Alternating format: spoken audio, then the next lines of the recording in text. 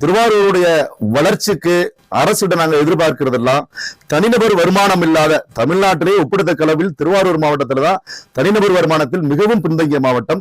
விவசாயம் சார்ந்த பகுதிங்கிறதுனால நீங்க சாதாரண ஏழை கூலி விவசாயிகளிடம் எந்த வருமானமும் இல்லை. அப்ப வருமானம் இல்லாத மக்கள் அரசுக்கு சரியாக வரி செலுத்தும் போது, ஆனா வரியை மட்டும் வாங்கி கொள்ளுகிற அரசு, குறிப்பா ஒரு செய்தியை சொல்லணும்னா, திருவாரூர் நகரத்தில் பாதாள சாக்கடை திட்டம் முற்றிலும் ஃபெயிலியர், எந்த பயனுமற்றது. அப்ப அரசு வரியை வாங்குவதை தவிர ஆனா மக்களுக்கு எந்த பயனும் இல்லை. அதே போன்ற எந்த வேலை வாய்ப்பும் மக்களுக்கு இந்த அடிப்படையில் இன்றைக்கு இல்லை. விவசாயம் முற்றிலும் நடிவடைஞ்சு போச்சு. ஏன்னா ஒரு வருஷத்துல குறைந்தபட்சம் 3 மாத வேலை கூட விவசாய வேலை கிடையாது. அப்ப தனிநபர் வருமானம் இல்லாமல் மக்கள் சரியாக அரசுக்கு தாங்கள் கட்ட வேண்டிய வரியை செலுத்துகிறார்கள். ஆனா அரசு இந்த மக்களுக்கு என்ன செய்யுதுன்னா எதையும் செய்ததில்லை.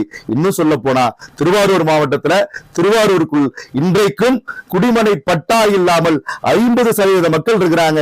அவர்களுக்கு அடிப்படை உரிமையான அந்த குடிமனை பட்டாவை கூட இன்னும் நிறைவேற்ற செய்யாத அரசு மக்களுக்கு என்ன செய்யுங்கிற கேள்வியோடு தான் நாங்க உங்களுக்கு இந்த இடத்துல பதில் சொல்றோம். கிராமங்கள் எடுத்துக்கிட்டீங்கன்னா, இப்ப கிராமங்கள் முழுவதும் பாத்தீங்கன்னா விவசாயம் சார்ந்த பகுதிங்க.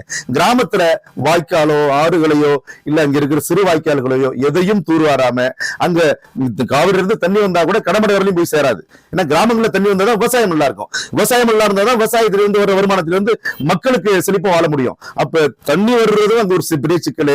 மக்களுக்கான அடிப்படை வேலை வாய்ப்பும் இல்ல. இப்ப 100 நாள் வேலை வாய்ப்பு மிகப்பெரிய கேள்விக்குறியா மாறி போச்சு. அப்ப எந்த வேலை வாய்ப்பும் இல்லாமலும் அரசிடம் எந்த குறையும் சொல்லாம மக்கள் கொடுப்பதை வாங்கி கொண்டு நீங்க எந்த கேள்வியும் கேட்காம இருக்கிறதுனால அரசு தப்பித்துக் கொண்டிருக்கிறது.